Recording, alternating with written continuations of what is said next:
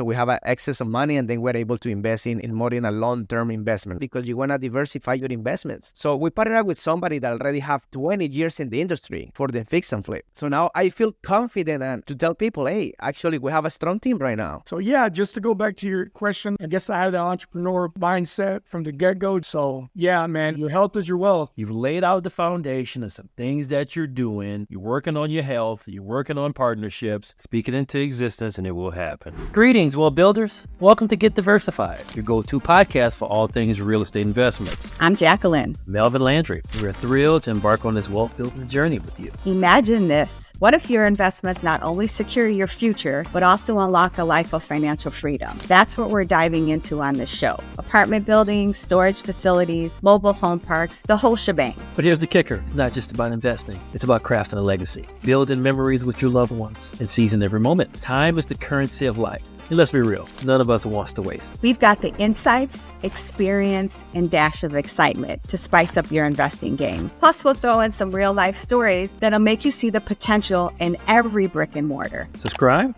buckle up, and get ready to turn your investments into the ticket to financial freedom. Together, we're not just building wealth, we're building a community of savvy investors. Let's get diversified. Hello, folks. This is Melvin Landry here again. We have another episode of Get Diversified. And today, we got a good one, guys and gals. We got two partners. They're movers and shakers in the real estate space. They're getting diversified by all means of the words, and they're taking action, and they're killing it right now. I want to introduce Sergio and Jonathan. Welcome to the show, gentlemen. And it took a while, but we made it happen. And Yes. glad to be here and glad to speak with you. So how you brothers are doing today? Man, that's pretty good. So, and thank you so much for the invite. So yeah, finally, we're speaking in your show, man. So pretty excited to be here. So sharing our story with Sergio, the importance of partnership, right? So because we're a group, we're a team, right? And that's our philosophy. We work as a team. So yeah, I'm excited about this episode. I'm excited myself. Melvin, it's been a long time coming. Finally, we are able to lock something in after just many months. Many tries. Trying to link up, and everybody's pretty busy, but we're blessed to be here today to talk to you, man. You're a really, really great friend and partner of ours. So it's an honor, man. Thank you for having us. Hey, man, glad you guys were able to make the show. As you know, we Get Diversified. We interview movers and shakers. These guys are movers and shakers. If you listen to episodes of our podcast, we have a couple of things going on. We have women's series. We have power couple series. These guys are not couples, but they're partners. They're killing the game. They're taking action. They have a good following. And you know what? These guys are slowly moving the needle. I see these guys every day, social media, right? They're getting their message out. They're practicing what they're preaching. And they're getting diversified to the 10th power. So this is good to hear. So guys, so let's kickstart it off. So I'll let you each go, kind of decide who wants to take turns, but share your journey. How'd you get into real estate? What inspired you? And when did you figure, like, I need to do something now? So, Jonathan, we'll let you jump off first, buddy. Yes. My story comes from my grandparents because they own a couple real estate back in Colombia. So, and then, I saw them at that age after retirement that they were living off of the money coming from those rents. And then as soon as I moved here, so my goal, and this is a Latin mindset, right? Something that I hear this from a lot of friends, and even I was thinking like that before. It was save as much money as possible, as quick as possible, right? And then just buy 2 or 3 houses in Colombia and go back.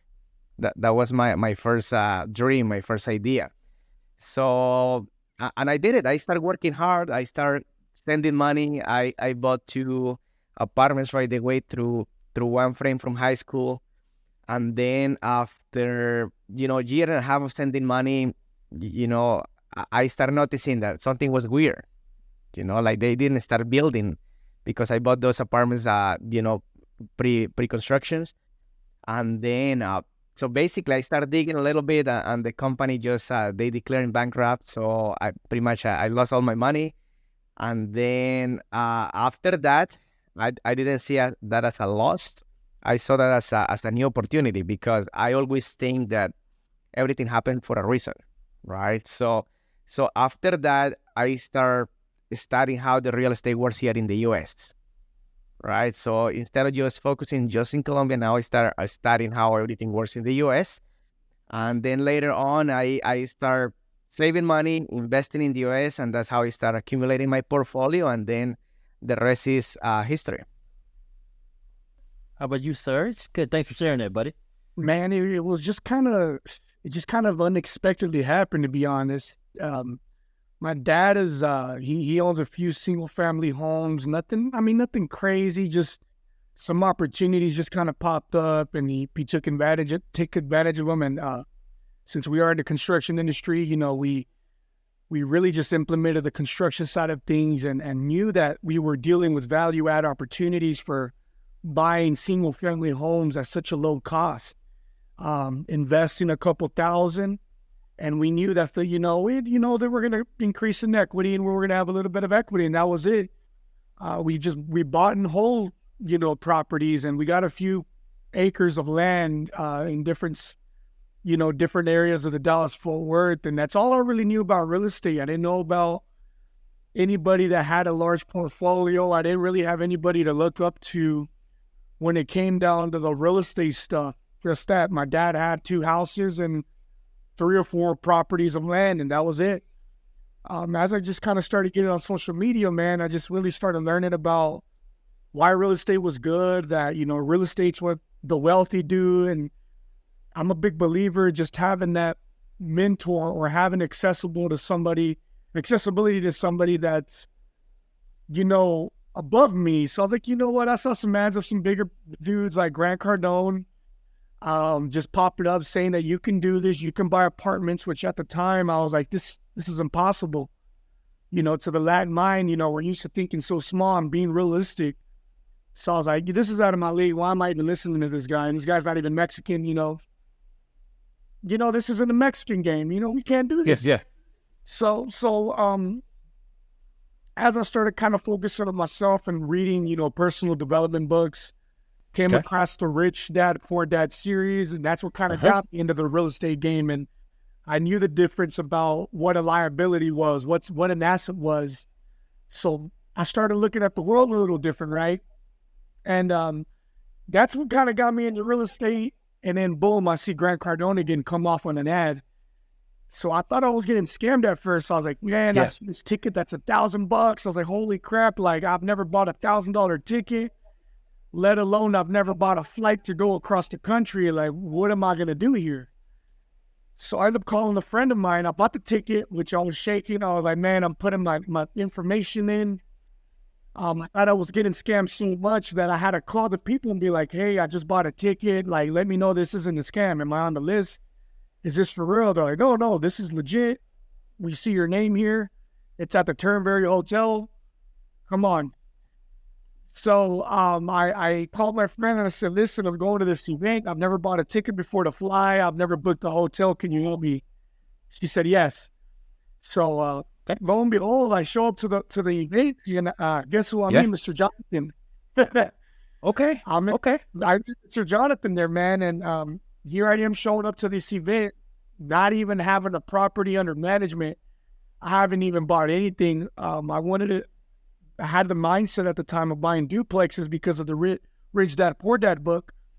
But I said, you know what? Let me go to this event. Let me think big for a weekend so that when I leave, I at least don't do single family for 20 years and then try to dabble into multifamily and regret it all. So blessed to show up. I met Jonathan, who's my partner now. We're going to get into that. And I left that event not buying a single family home yet. And jumped straight into multifamily.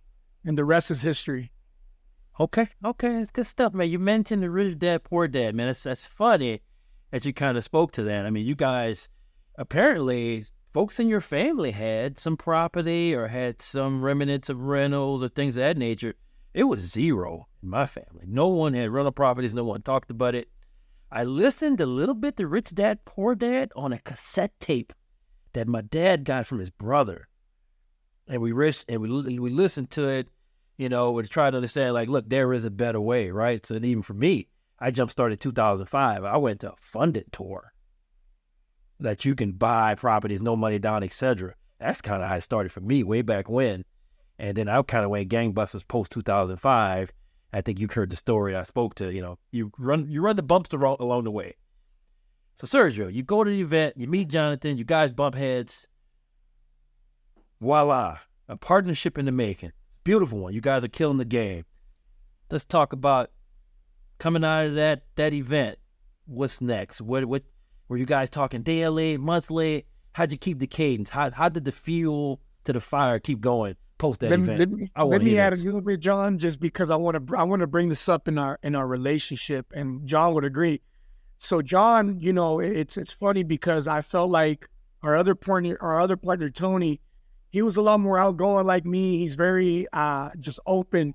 So I felt like right off the bat I had a bigger connection with Tony at first, but little did I know that Mr. Jonathan, he was reading me the whole time. He was quiet. Jonathan's a very quiet guy. He sits back, for a minute, and he's smooth operator.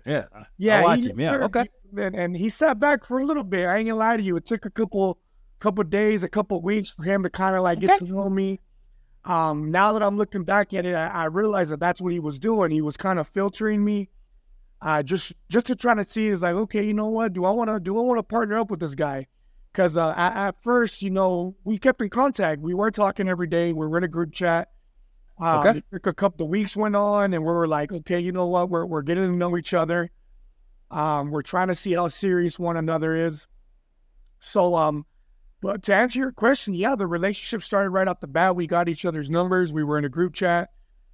He sat back for a little bit, observed me, that weekend. And as the weeks went on and the months went on, the relationship just started kind of opening up. And then, life happens. We were kind of going through things on the back end. And we just started kind of building that relationship, and that bond just started kind of coming to more and more together. But yeah, to answer your question, man, just we got each other's number, and we stayed in contact. Okay. Jonathan, you want to add to that? Of course, So yeah, even just to go back a little bit, and before I decided to go to the event, right? That was thanks to my fiance. She was always supporting me, like, hey, you need to go. I thought the same to Sergio. These guys are gonna scam me. These are the gurus that they're going to be taking your money. But then she was insistent. So until, that you want to make your girl happy, right? So I just say, okay, yes, I'm going, right? She was really happy, really excited. So that for me was enough to motivation to go to the event, right?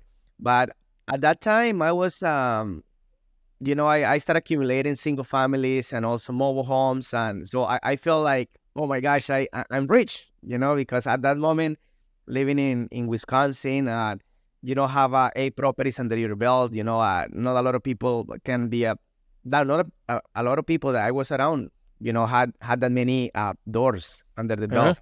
So I was feeling like I was going to the event, like, oh my gosh, I'm the richest guy here.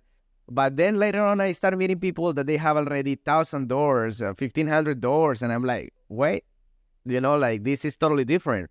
So that opened my mind, and even Cardone, when he said, like, yeah, sell the garbage, just scale, buy apartments. That's how you can create the wealth. The mindset changed that day, right? So, and how you get there, with a team.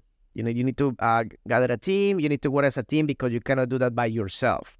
That's the difference with the single families. And then that's when we decide to partner up with Sergio. At the moment, we form a group of 10 people. 10 people after the event started. But then, as Sergio mentioned, I like to analyze, because, I want to see who actually people are taking action, the people are showing up, the people that, it just, moving forward in your journey, right? And then as soon as it was probably 2 or 3 months, speaking every week, almost every day. So we realized that, with Tony and Sergio, 3 of us were the only ones who were actually moving the needle, moving forward, taking action, showing up, making the calls, traveling. So whatever it takes. And that's when we decided to work, closer. And after that, we just opened the company. And yeah, that's pretty much how we start working, like, really together. Okay. All right. Hey, you guys both kind of lay out your story. They coincide together. So I know this is truth, right? So let's talk about, you got a little momentum. You're at that point like, okay, we're going somewhere here, guys. This is picking up. This is real. Talk about the time whereas you kind of feel like you're on the track and the gun has gone off and you're jogging. So you're cruising down the track. At what point, right, do you can feel like, man, this could be big, right? So you got the partnership. Jonathan, you're checking out Serge, right? Serge know he's being watched, so he know he's got to be on his game. You guys partner. At what juncture be like, man, we can really, really blow this thing up? Was it kind of right after the partnership, or it took a while, or trying to assess for the audience in terms of, look, partners are being evaluated, looked at, kind of checked out many different ways or form. We know it happens a lot, right? So at what time with that juncture where you kind of feel like, man, this is something that could really be big? Go ahead, John. Did it take time post initial partnership, or you immediately knew, oh man, it's gonna blow up. We got this. We'd love to hear your thoughts on that. Yeah, so we knew already that, Sergio was in an incredible market like DFW. So that was an advantage that he had. So we kind of leveraged a little bit more in Sergio to build relationship with brokers and walking properties, right? So it was some property that came under, to our desk. Sergio built a really good relationship with the broker. I was the numbers guy at the moment, and so I did my underwriting, so the property kind of like penciled out good. So we pretty much we submit an offer, and then the next step was actually going and walk the property, right? So I didn't think 2 times to buy a plane ticket to go to Dallas next day. I didn't care about how much was that. I didn't care about like how expensive it was. If I didn't have time, I just want to go and walk a property, because after all those months of actually learning, knowing the numbers, and we didn't have a mentor at that time. It was just us trying to learn that by ourselves. So we show up there, we made a relationship with a broker, and then actually, we were really close to buy the property, So at that time, it was before the interest rates went up. So people were, even the people that purchased that property, they pay over $2 million over asking price. So even we were with the asking price, so that was close. But after that, we realized that, oh my gosh, this works. We can do a lot of big things with this. We are showing that without even a mentor, we can figure this out.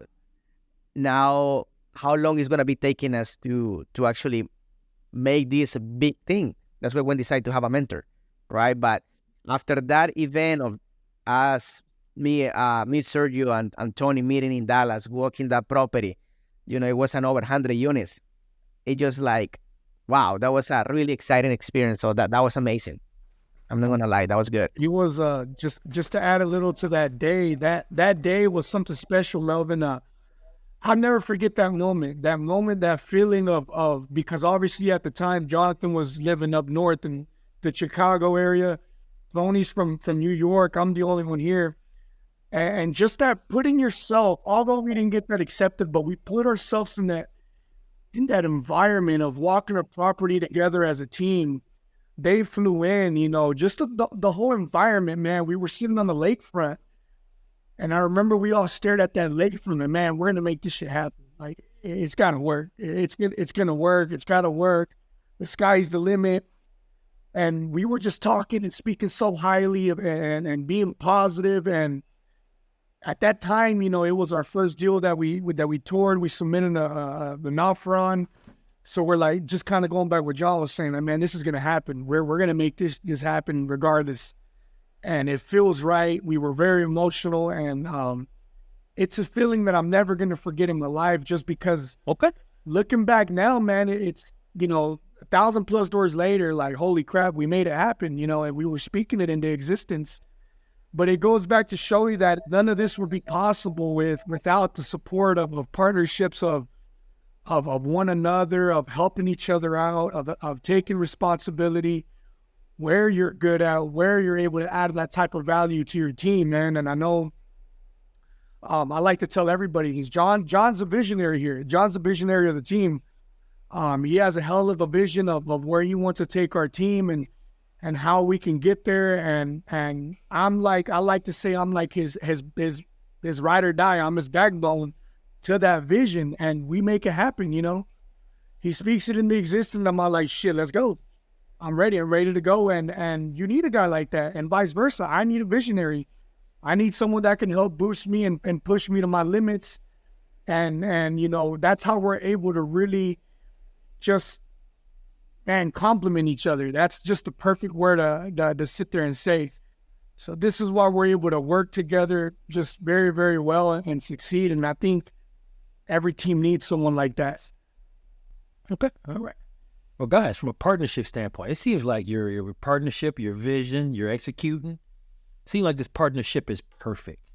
And Jonathan, how old are you, buddy? I'm 33. Serge, how old are you? I'm 28.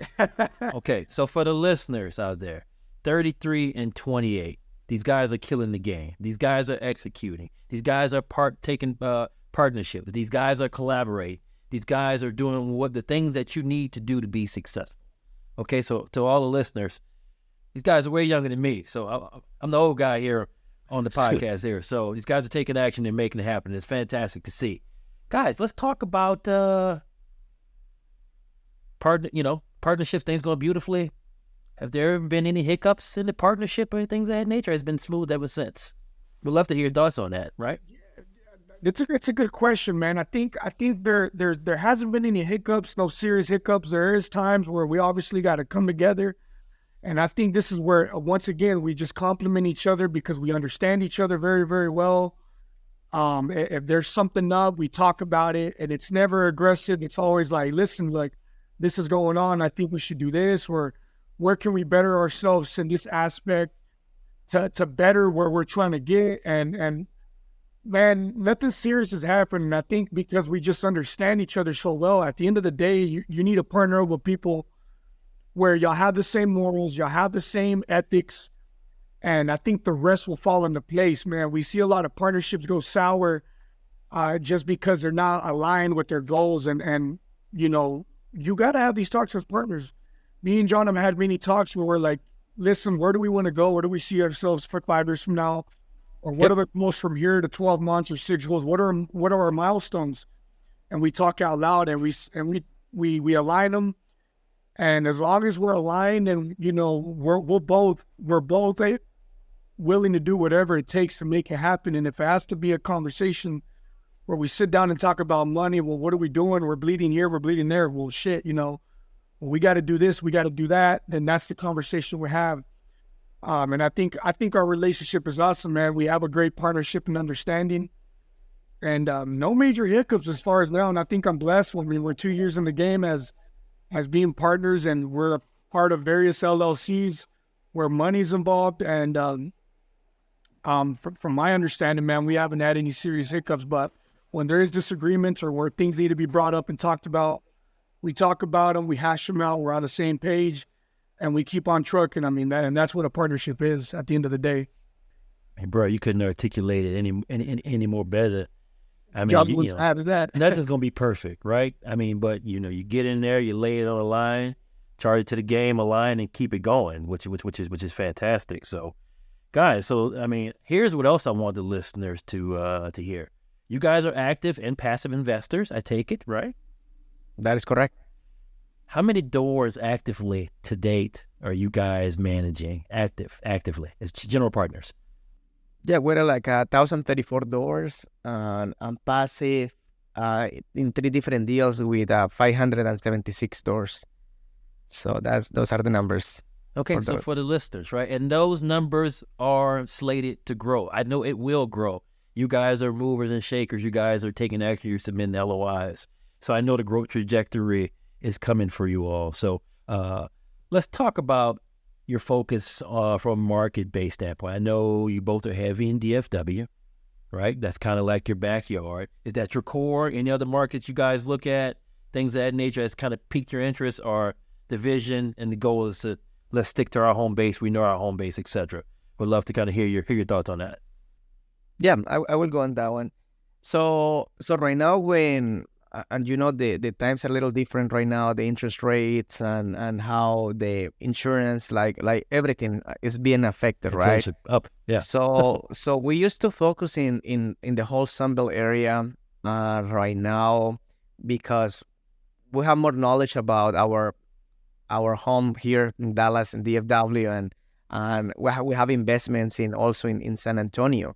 So those are the markets where we're focusing really heavy, Okay. in those two, for looking for properties, because we are really familiar with those, right? And then we're at the point where we're also managing the deals ourselves.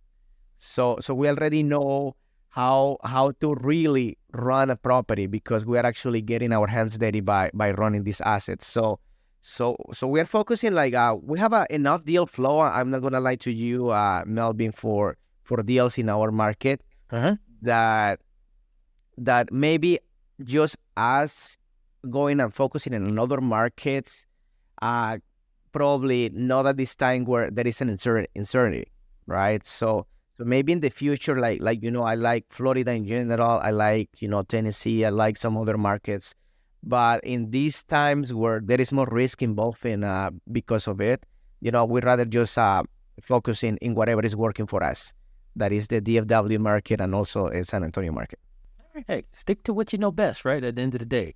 And like you mentioned, right, the deal floor is there. That's a real good problem to have, right? Unlike others, right, whereas it may be tough, right?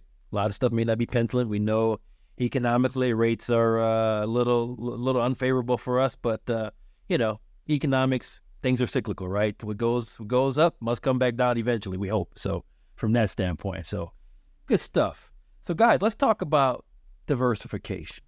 Okay, I know you guys are getting diversified. I see what you got going out there. In addition to multifamily, I see you all participating in some fix and flips. Am I correct? Won't you share for the audience what some other things you guys are doing to get diversified? Yeah, absolutely. I will start this, and Sergio will compliment me. But like, so Melvin, that's how I started. Doing a fix and flips, and a lot of people are asking me, okay, how is that you, John and Sergio, you have money to be able to build your, like, passive income, your cash flow, investing in multifamily, right? So it was through this quick money. This cash flow that is coming in, like through in like 3, 4, 6 months in a year. So we have some already investments in these assets that they grow quickly, right? So we have an excess of money, and then we're able to invest in more in a long-term investment, right? So that's why we're not living that. We're not living that because, we love the single family for that quick money. Maybe not for holding, because I just, holding single families, I'm not going to do that anymore. I did it, and it was a headache for me. So it was not fun. And now it want to hold, the whole, 60, 100 unit apartment, right? But again, just coming back to the point, Melvin, because, we have investors as well that they are looking for something like as a short-term strategy, because we always tell our community, you need to diversify. You need to don't put all your eggs in the same basket, right? So they start asking us for, hey, John, Sergio, do you guys have a different strategy? Because I know that you are killing it yourself in the fix and flip business. Yep. I want to be part of that.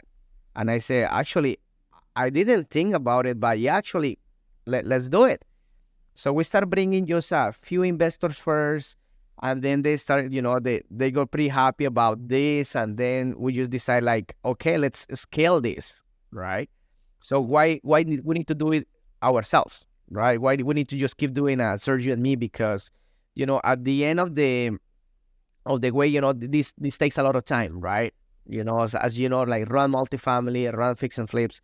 So when we don't partner with somebody already that have the experience, that even more than us, the same that we did in the multifamily, because, I don't feel right going to tell people, like, okay, invest in our assets if I'm the only one running the deal, because for me, investors are first. So I want to make sure that I have somebody already with, 5, 10, 20 years of experience more than me, right?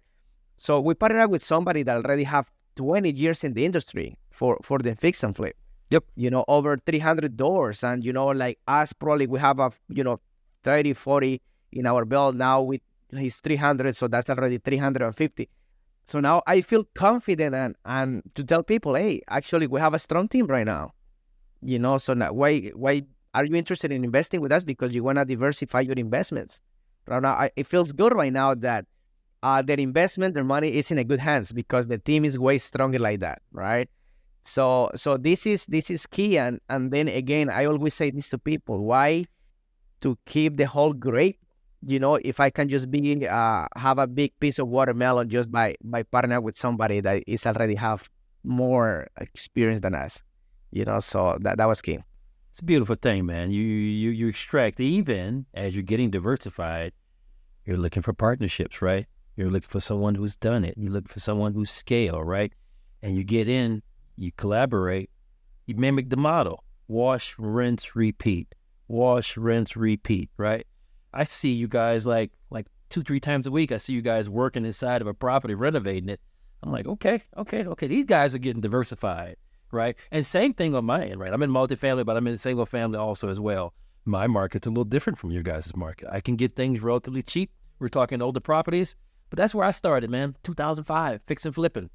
So, the money's a little more expensive, but hey, there's a higher variance of return. And if you know your market, you know what you're doing, the probability of you earning success is very, very, very high. And I see you guys doing that. So you're practicing what you're preaching. You're talking about partnerships. You're executing. And you're getting the results. And you know what you do after that? Tell the world, right? That's what we do. Tell the world what's going on so others can get motivated. Others can kind of follow suit and kind of follow in what you're doing. That's the garner of success. So that's great to see. So Sergio, man, I've noticed you a lot of cranes and stuff on social. you have a little bit of a construction background. I want you to tell the listeners a little bit about that because they're like, man, it's up 4 a.m. I see a crane in the background. They're pouring concrete. What is going on? Yeah. I'm on East Coast times. I see reels from you. So you want to share with the audience a little bit of your construction mindset, insights, what's going on there? Because I see you, man. I see you rolling out there. Go ahead, buddy. I appreciate that, man. I got a construction company. We have a commercial concrete construction company here in Dallas-Fort Worth. We actually build a lot of foundations for multifamily, car washes, a lot of restaurants like Longhorn Steakhouses, and all that good stuff. So we do Olive Gardens too, and we're pretty diversified in the type of scope of works that we deal with.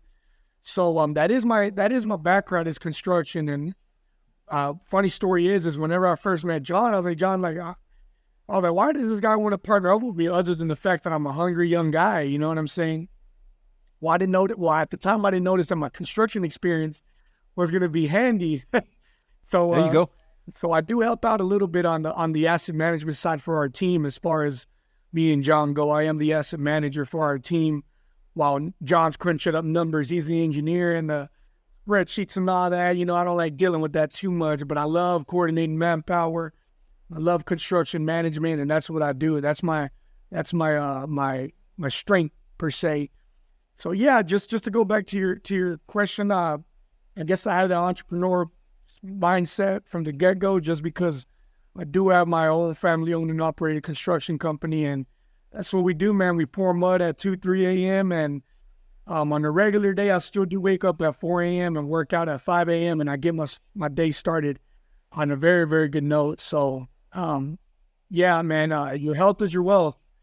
Anybody that isn't doing gyms, I recommend you to hit the gym and drink a lot of water and try to eat as clean as possible, just because by doing that, you get to live a lot longer, maybe be there for your kids a lot longer, but you also get to be a great partner to your partners. And that's essentially my goal. My goal is to try to be the best I can to the best of my ability, not only for myself, but to respect to my partners and not letting them down. So that's my philosophy on that. Okay, all right. Hey, bro, thanks for sharing that, man. So as we kind of progress in through the interview, I'm going to close it out with 2 more questions. Let's talk about the next 12 months, what's coming up, what's going to be around the corner before we know it. What's some points, Mr. Visionary, Mr. Jonathan, what's on your mind, man, what are you thinking as we head into these next 12 months here? Where are your thoughts at? Where you think from a team standpoint, where are you trying to get to? And if you want to kind of briefly elaborate on that. Mute. You're mute. Hey, John, you're mute. You're mute. Sorry. I just There you want to, I try to go quick on this one. Yeah, sorry, guys. So, okay, what is coming next to us? As you know, the deal flow was coming from, for the single family side, the fix and flip. It was coming from some wholesalers already. So we decided to make them partners. So basically, we're opening also a wholesaling company. We have people already running that. So the fix and flip business, again, we are not really active in that one as a hands-on like we did it before, because I am the one who was painting the house myself. We're right now just supervising and also bring the deals coming from the wholesalers that are in our team. So that's something, a good control in there. And also for the multifamily side, man, this is we just got another LOI accepted in an over 100 unit property right now. So we're going to be busy by the end of this year, but the whole of next year, because actually another partner that he's really strong as us, she's also taking the same steps that I did, moving to Wisconsin to DFW. So she's going to be part of the team. So you guys we will see her more. So she's going to be really, really like working next to us. So that's going to be just taking us to the next level. So, Okay. So yeah. I mean, my goals are, I will say 5 years. For me to see a 1 year vision is hard. But I can see 5 years just already, going and I talk to Sergio sometimes, going to maybe Greece or something and just celebrating all the success and inviting all the team and investors just to, hang out. Remember, all the times of, difficulties and, all the hours spent. So that's how I see that coming up in the next 5 years, be able to do that. Speak it into existence and it will happen. Period. You speak into existence, it's going to happen. You're killing the game. Just keep it going. And you got the momentum, right? Now here I just heard another LOI accepted. Keep it going. Don't take your foot off the gas. Don't take your foot off the gas. Well, good, man. Well, thanks for sharing that, man. I appreciate it. And guys, I'm going to close it out with this. I'm going to have each of you kind of speak to this notion. Talk about the best piece of advice someone has given you. Could be a parent, could be a friend, could be a stranger. What's that best piece of advice someone has given you that has taken to heart and is kind of fueling you today? And we'll close with that. And Sergio, we'll let you go first, buddy. So this is just a piece of advice, honestly, that nobody's really given it to me, but I want to give it to somebody from experience. You are who you hang out with, and if you're going to be hanging around 5 broke people, you're going to be the 6th one. If you're going to hang around with 5 multimillionaires, you're going to be the 6th one. So you are who you hang out with, and that's just super important, guys. Coming from somebody that was just partying hard a couple of years ago, every weekend to not drinking at all now, that's just something that I've seen tremendously a change in my life and my success, is to really just let it all go.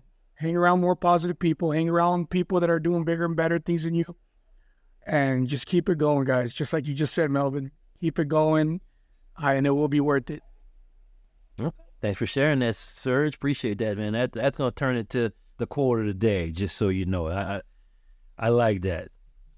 You will be the 6th one. That is real. So that is very real. So, Jonathan, how about you, man, to close us out? Yes, I'll go.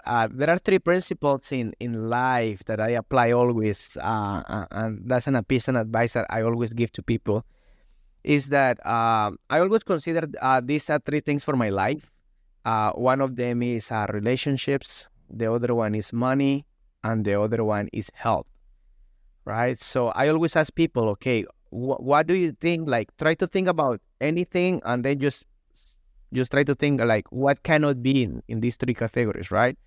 And probably everybody's answer is going to be, okay, God, like religion, right? But actually is fitting in relationship, right? That's relationship with God and everything. But if you think about it, so in order to make more money, you need to build more relationships. You need to be, like shake more hands, right? And now if you have more money, so now you can invest in your health. Like hire a coach, eat better, right? And now if you invest in your health, you're going to feel better, you're going to look better.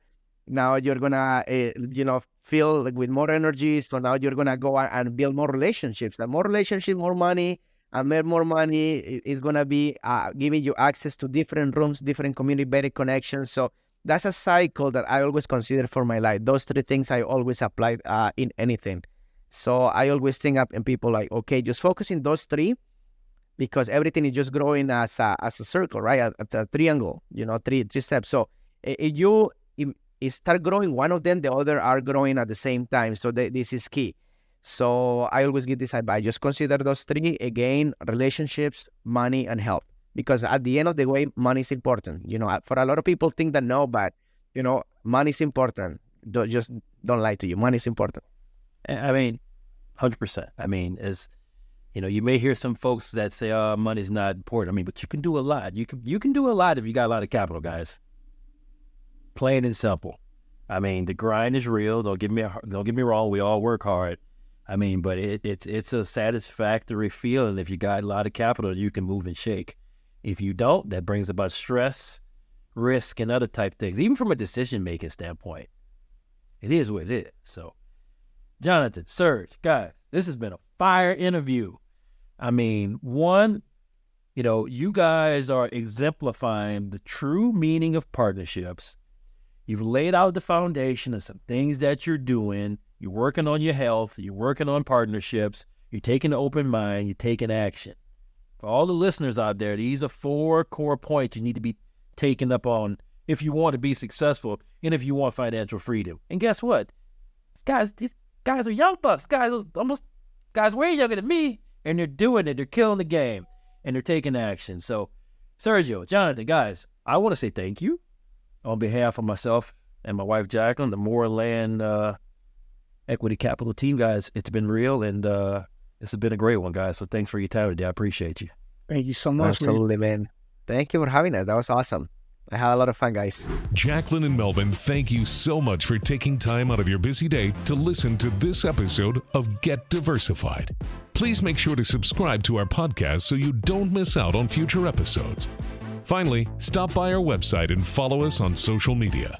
Ciao for now. Make it a great day, and we'll see you next time. And remember, get diversified.